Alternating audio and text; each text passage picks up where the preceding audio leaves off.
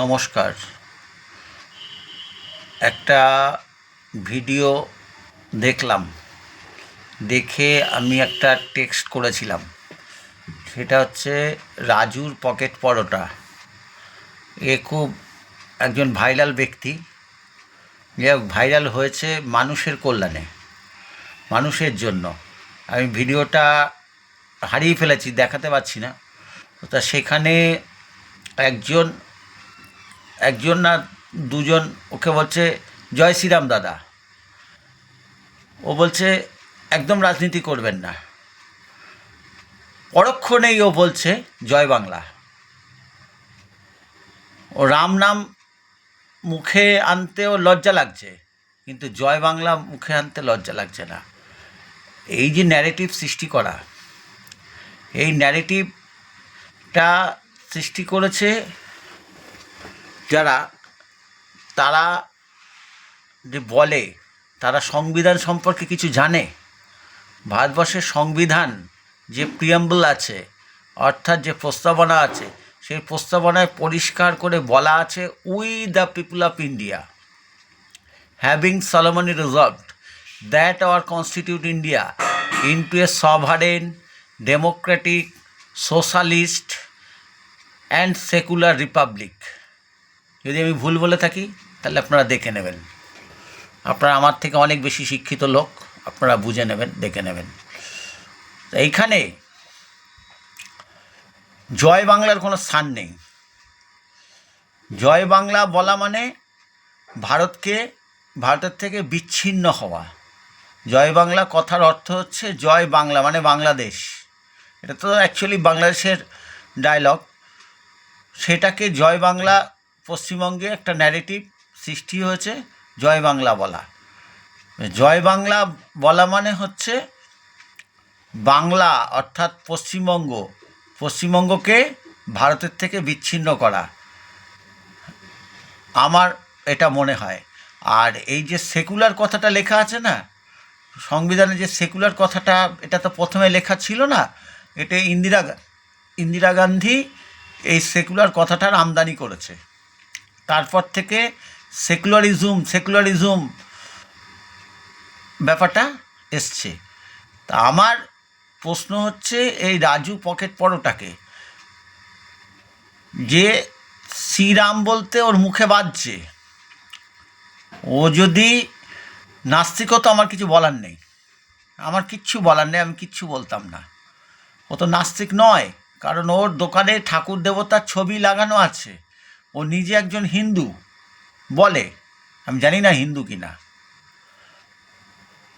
সুতরাং ও বুঝে হোক না বুঝে হোক, বার খেয়ে হোক, জয় বাংলা বলছে।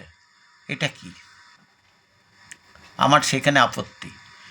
ও রাম একজন, কারুর ধর্মে আঘাত দেওয়ার অধিকার ওকে কে দিয়েছে?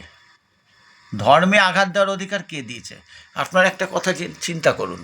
আমি খুব সিম্পলি বলছি কথাটা, আপনারা একটু চিন্তা করুন। যে যদি বলা হলো একজন সংখ্যালঘু মানুষ, তারা, আমরা যেমন নমস্কার দাদা ভালো আছেন এরকম কথা বলি, ওরা সালাম আলেকুম বলে। তার এগেনস্টে প্রত্যুত্তরে যে থাকেন সে আলেকুম সালাম বলে তো।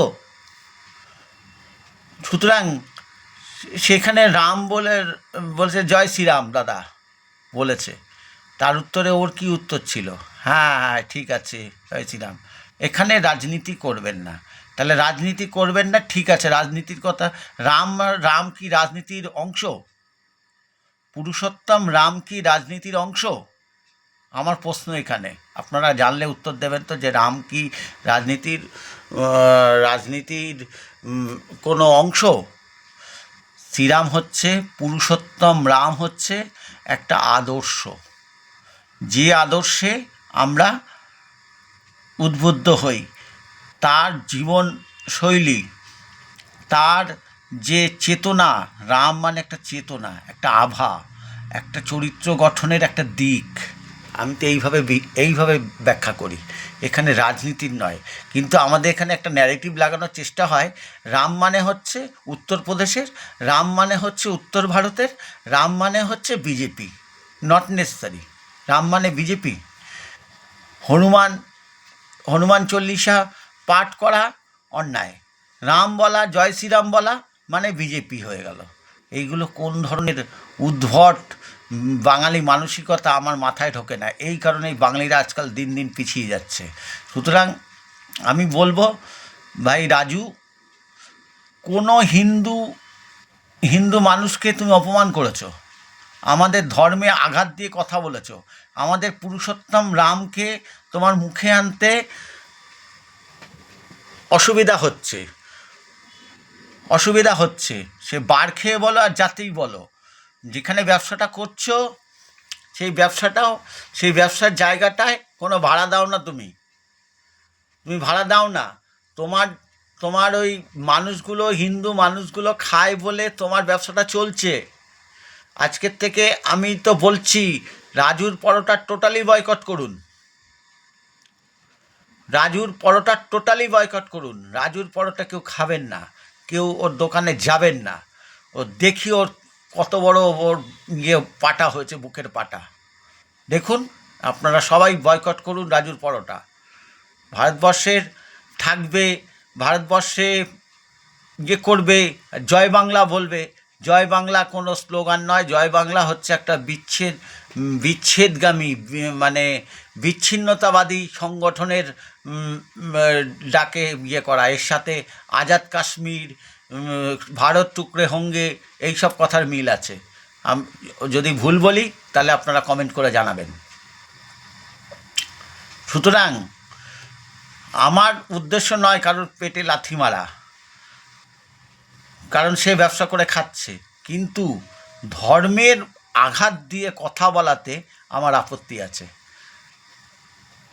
একজন হিন্দু হয়ে আর যে টিকা লাগিয়ে বলছে জয় শ্রীরাম, সে তো মনের থেকে বলছে, তার ভেতর থেকে এসছে। তার আবেগটাকে অসম্মান করার অধিকার একটা চটিচাটা রাজুকে কে দিয়েছে? সুতরাং সকল হিন্দুদের কাছে নিবেদন, রাজুর পরোটা কেউ খাবেন না, রাজুর পকেট পরোটার দোকানে যাবেন না। অন্য যে কোনো দোকানে যান, অন্য যে কোনো সনাতনী দোকানে যান, সনাতনীরা বিশেষ করে রাজুর পরোটা বয়কট করুন।